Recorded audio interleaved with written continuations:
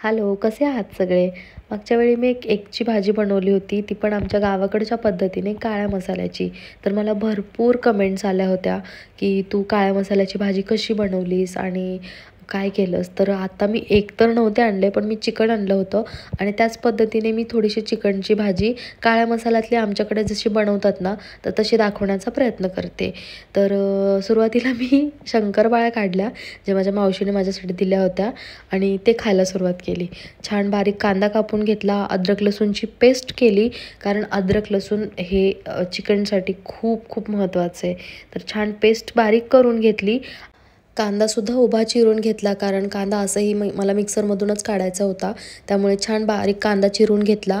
त्यानंतर चिकन वगैरे छान स्वच्छ धुवून घेतलं, कारण मला चिकन धुवायला अर्धा तास लागतो आणि मला ते पूर्ण स्किन वगैरे त्याची जी काढून आपण वॉश करतो ना, तसं मी ते चिकन वॉश करते. कुकरमध्ये चिकन, थोडंसं हळद, थोडंसं मीठ असं टाकून छान असं मिक्स करून घेतलं. त्यानंतर मग मी 2 चमचे अद्रक लसूणची पेस्ट टाकली. त्यानंतर परत ते मिक्स करून घेतलं आणि एक तेजपान आणि दालचिनी असं एक थोडंसं टाकलं होतं त्यामध्ये. छान चव लागते त्या पाण्याला आणि खरंच माझ्याकडे आज कोथिंबीर नव्हती. त्यानंतर म्हणून मग मी एक थोडासा टोमॅटो टाकला, एक लाल चिरून छोटासाच टोमॅटो होता. त्यानंतर मग मी थोडंसं अद्रक लसूणचं पेस्टचं पाणी होतं ते सुद्धा ॲड केलं आणि मस्त 2 शिट्या केल्या कुकरच्या. 2 शिट्यामध्ये अर्धा किलो चिकन होतं, ते छान शिजून गेलं. त्यानंतर थोडंसं तेल टाकलं आणि तेलामध्ये मी बारीक चिरलेलं खोबरं ॲड केलं होतं. छान खोबरं असं तांबूस रंगापर्यंत परतून घेतलं, कारण खोबऱ्याला पण तेल असतं आणि जास्त तेल टाकलं की मग काय होतं, खोबरं पण तेल सोडतं आणि भाजीला खूप तरी येते. आणि एक करून मी खोबरं, मग त्यानंतर कांदा असं मी भाजून घेतलं. कांदा थोडासा मी काळासर असा परतवला होता, कारण लालसर परतवला की असं वाटतं की कांदा लाल लाल राहिला आहे. त्यामुळे मग मी थोडंसं असं एक म्हणतो ना आपण फ्राय करतो आपण पूर्ण, जसं आपण बिर्याणीवर टाकण्यासाठी करतो त्याच्यापेक्षा आणखी थोडासा डार्क. तर असा मी काळासर कांदा परतवला. तो काढून घेतल्यानंतर धने 2 चमचे, तीळ 2 चमचे छोटेसे आणि खसखस असं 3 मी छान असं परतून घेतलं आणि ते पूर्ण परतून झाल्यानंतर परत मी कांदा आणि खोबरं असं त्यात मिक्स करून छान सगळं मिक्स करून परतून घेतलं. त्यानंतर ते मिक्सरमधून काढून घेतलं. एकदम बारीकशी पेस्ट तयार केली, कारण जास्त जाडसर पेस्ट तयार केली तर भाजी अशी घट्ट वाटत नाही. तेल गरम केलं कढईमध्ये आणि त्यामध्ये सरळ ही जी पेस्ट बनवली आहे ना मसाल्याची ती टाकली. तर मी सगळी पेस्ट टाकली होती. त्याच्यामध्ये 2 कांदे होते, एक छोटा एक मोठा आणि बाकीचे मसाले तुम्ही पाहिले. एकदम असा तुकडा खोबरं होतं, सुकं खोबरं आणि ते मी छान पेस्ट बनवून घेतल्यानंतर एकदम असं तेल सुटेपर्यंत पेस्ट अशी परतवून घेतली. कारण मला असं वाटतं की आपण त्यातनं जेव्हा तेल सुटतं तेव्हा ते सगळे मसाले असे कच्चे न राहता छान भाजून निघतात. त्यानंतर परत एकदा आपल्याला ते पाणी टाकून शिजवून पण घ्यायचे असतात. त्यानंतर मग मी थोडंसं मीठ ॲड केलं, कारण तेलामध्ये आपण मीठ टाकलं म्हणजे मसाल्यामध्ये मीठ टाकलं तर आणखी छान आपल्याला तेल सोडतं ते मसाले आणि खोबरं असल्यामुळं तर जवळजवळ जास्तच तेल सोडतं.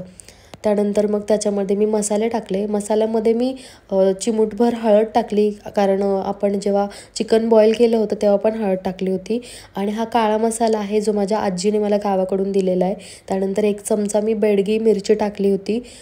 गरम मसाला टाकला आणि धनेपूड टाकली जी मी घरी बनवलेली आहे. छान सगळं परतवून घेतलं.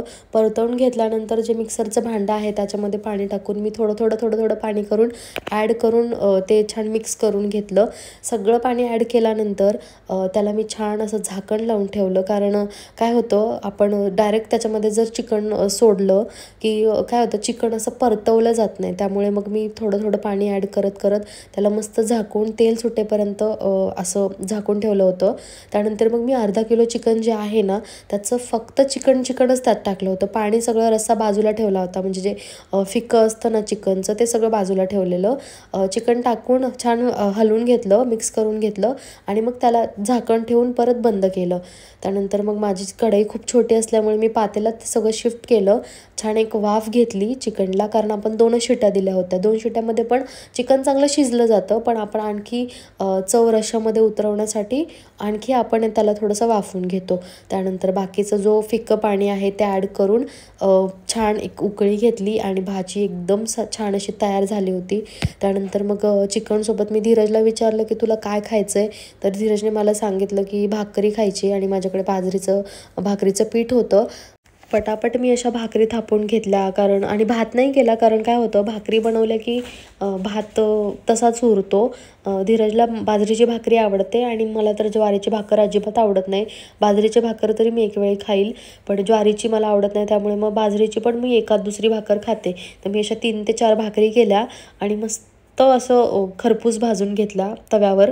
आता भात पण बनवायचा होता, पण नंतर मग मागच्या वेळी भात बनवला होता तर सगळा भात तसाच होता आणि दुसऱ्या दिवशी तो पूर्ण वाया गेला, कारण भाकरीच धीरजला खायची होती. चिकन मटण असलं की जवळजवळ त्याला भाकरी आवडते, पण मी खूप दिवसानंतर असं पीठ आणलं होतं. म्हणजे इवन मी लग्नानंतर पहिल्यांदाच बाजरीचं पीठ आणलं होतं, कारण माझ्या घरी माझी नणंद आली होती आणि त्यांच्यासाठी मी मटण आणि बाजरीची भाकरी केली होती, तर तेव्हा आणलं होतं. तर ते पीठ होतं, त्यामुळे मग मी मस्त भाकरी बनवून घेतला.